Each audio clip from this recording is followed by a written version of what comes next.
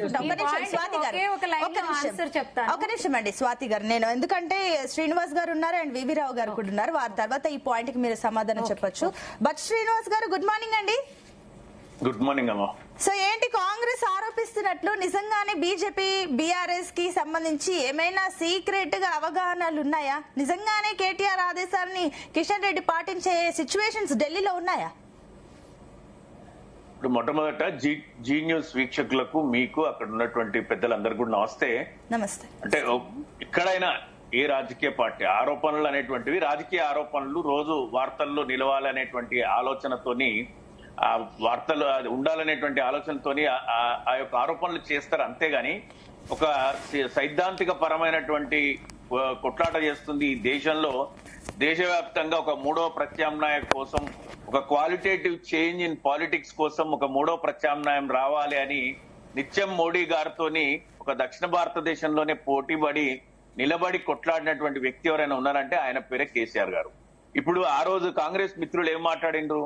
మీకు ప్రభుత్వము నడిపేటువంటి క్రమంలో కాంగ్రెస్ కేంద్ర ప్రభుత్వంతోని సంయమనంతోని లేకపోతే కలిసి ప్రయాణం చేసి నిధులు తెచ్చుకునేటువంటి పరిస్థితిలో ఈ రాష్ట్ర ప్రభుత్వం లేదు, బీఆర్ఎస్ ప్రభుత్వం లేదు అని మాట్లాడిన ఈ కాంగ్రెస్ వ్యక్తులే ఈ రోజు మళ్ళీ కేటీఆర్ గారు చెప్తే కిషన్ రెడ్డి గారు వింటారు, లేదా కిషన్ రెడ్డి గారు అట్లాంటిది అసహజమైనటువంటి మాటలు అన్నమాట. అది ఏ విధంగానూ పొంతన లేని మాటలు, అంటే కాలం గడుపుకునే మాటలు, ఈ రోజు ఎల్లదీసుకునేటువంటి మాటలు తప్ప పూర్తి స్థాయిలో విభేదించి పనిచేస్తున్నటువంటి క్రమంలో కాంగ్రెస్ పార్టీతో మేము గలవం, లేకపోతే మేము బీజేపీతో గలవం, బీజేపీ మాతో గలవం. ఇంతవరకు మేము బీజేపీతో ఎక్కడైనా ఎన్నికల పొత్తు పెట్టుకున్నామా? ఈ రోజు వరకు, గతంలో ఎప్పుడు కూడా మనం పెట్టుకోలే. అట్లాంటి బీజేపీతోని కలిసి పనిచేస్తున్నాము కేటీఆర్ గారు చెప్తే అంటే కిషన్ రెడ్డి గారు వింటారు. అధికారంలో, కేంద్రంలో అధికారంలో ఉన్నటువంటి పార్టీ బీఆర్ఎస్ పార్టీ చెప్తే వింటదా? పోనీ బీఆర్ఎస్ పార్టీ తెలంగాణ ప్రయోజనాలే ప్రధాన అంశంగా పనిచేస్తుంది కానీ తెలంగాణ ప్రయోజనాలకు విరుద్ధంగా, వ్యతిరేకంగా పనిచేస్తుందా? మీరు 60 సార్లు 70 సార్లు 100 సార్లు ఢిల్లీకి వెళ్ళిండ్రు, మీరు ప్రధానమంత్రి గారిని కలిసిండ్రు. ఈ రాష్ట్రానికి ₹1 అంటే ₹1 కూడా మీరు ప్రత్యేక నిధులు తీసుకొని రాలేకపోయారు. పన్నుల వాటా 25,000 కోట్లు సాలినా, అది మినహాయిస్తే మీరు తాగునీటి కోసం 1,200 కోట్లు, అది కూడా మ్యాచింగ్ గ్రాంట్స్ కింద తెచ్చినట్టున్నారు. ఏ ప్రాజెక్టు కూడా ₹1 సాధించినటువంటి దాఖలాలు ఈ రాష్ట్ర ముఖ్యమంత్రి గారు కేంద్ర ప్రభుత్వం నుంచి సాధించలేదు. నిత్యం మా కొట్లాట, మా తనలాట, మా పోట్లాట ఒకటే ఉంటది. ఈ రాష్ట్రం కోసం ఈ ప్రభుత్వం ఏం చేసింది, ఇచ్చిన హామీల పట్ల ఎంతవరకు నిలదొక్కుంది. మీరు ఈ రోజు ల్యాండ్ ఆర్డర్ గాని రోజు నిత్యకృత్యం అయిపోయింది. మానభంగాలు, దొంగతనాలు, దోపిడీలు, ఇవి భద్రత లేని అభద్రతా భావంలో బతుకుతున్నటువంటి తెలంగాణ ప్రజల బాగోగుల గురించి హైడ్రా పేరిట విధ్వంసం, ఇట్లాంటి అంశాలనే దాటుకొని వెళ్ళలేనటువంటి కాంగ్రెస్ ప్రభుత్వం రేపేమో చేస్తా, అది చేస్తా, ఇది చేస్తా అటువంటి మాటలు మాట్లాడుతుంది. సో మా ఆలోచన అంతా కూడా ఏంటంటే తక్షణ తెలంగాణ అవసరాలు, తెలంగాణ అభివృద్ధి, తెలంగాణ బాగోగుల కోసం పనిచేసేటువంటి, తెలంగాణ భౌగోళిక ఉన్నతి కోసం పనిచేసేటువంటి ఒక రాజకీయ పార్టీ పూర్తి స్థాయిలో సైద్ధాంతికంగా విభేదించినటువంటి భారతీయ జనతా పార్టీతోని కలిసి పనిచేస్తుందని మాట్లాడడం వారి అజ్ఞానం, వారి అవివేకం అని చెప్పి మేము భావిస్తున్నాం.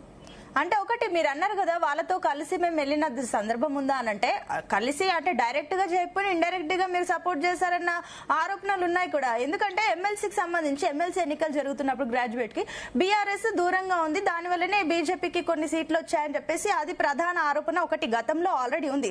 సరే మీరు అన్నట్లు ఇవన్నీ మాటలు ఇవన్నీ పక్కన పెట్టేద్దామని అనుకున్నా, మరి కేటీఆర్ ఎందుకు ఈ రకంగా కమెంట్స్ చేశారు? ఎందుకు అంటే సీఎం రేవంత్ రెడ్డి మెప్పు కోసం మోదీ దగ్గర ఇవన్నీ ప్రయత్నాలు చేస్తున్నారు, అందుకే బీఆర్ఎస్ ని టార్గెట్ చేస్తున్నారు అని చెప్పేసి అన్నారు కదా, అవి కూడా మాటలేనా? అంటే మనందరం చూసినాం, ఒక పెద్ద వేదిక మీద ఏకంగా ప్రధానమంత్రి గారు మాట్లాడిందంటే దానికి దేశవ్యాప్తంగా ఒక క్రెడిబిలిటీ ఉంటది. వారు అన్నారు హంసే జోడో, మాతో కలవండి, మాతో రండి అంటే అందరికీ రెండవ అర్థం కూడా వచ్చింది. ఒకటి, ఆయన ముఖ్యమంత్రి గారు వివరణ ఇచ్చుకున్నారు, మేము ప్రధానమంత్రి గారితో కలిసి పనిచేయాలనేటువంటి ఆలోచన ఒకటి అని. కానీ అనేక సందర్భాలలో వారితో కలిసిపోయినట్టు, లేదా వారు మెప్పు అంటే ప్రధానమంత్రి గారి మెప్పు కోసం పనిచేస్తున్నట్టుగా వారి యాటిట్యూడ్ కనిపిస్తుంది, వారి యొక్క బాడీ లాంగ్వేజ్ కనిపిస్తుంది వేదికల పైన. కాబట్టి ఇది ప్రజల అభిప్రాయం కూడా. Okay. బీఆర్ఎస్ సొంతగా బీఆర్ఎస్ మాత్రమే అనుకోవటం లేదు, యావత్ తెలంగాణ ప్రజలు, భారతదేశంలోని ప్రజలందరూ కూడా అనుకుంటున్నారు. అరే కాంగ్రెస్ అంటే గతంలో హేమంత్ బిశ్వాస్ శర్మ లాంటి వ్యక్తులు కాంగ్రెస్ నుంచి వచ్చి బీజేపీలో ముఖ్యమంత్రులు అయినారు కాబట్టి రాబోయే రోజులలో మళ్ళీ నేనే 10 ఏళ్ళుంటా, 20 ఏళ్ళుంటా, 30 ఏళ్ళుంటా అంటే బీజేపీలోకి వెళ్తారా, బీజేపీతో కలుస్తారా, బీజేపీ అంటే మోడీ గారితోని చాలా క్లోజ్ గా ఉండడం వల్ల వీరే మళ్ళా ముఖ్యమంత్రి అవుతారా అనేటువంటి ఆలోచనలకు తెరలేపిండ్రు ముఖ్యమంత్రి గారు. కాబట్టి అట్లాంటి అనుమానాలను బీఆర్ఎస్ పార్టీ వ్యక్తపరచడం అనేటువంటి అతి సహజం అంటనే. అంటే మీరు చెప్పింది కూడా పాయింట్, ఎందుకంటే అట్లాంటి సిచ్యువేషన్స్ ఉన్నాయి కాబట్టి కొన్ని అనుమానాలు ఉన్నాయి. సో దాని గురించి మనకు క్లారిటీ ఇస్తారు వివి రావు గారు. వివి రావు గారు, గుడ్ మార్నింగ్.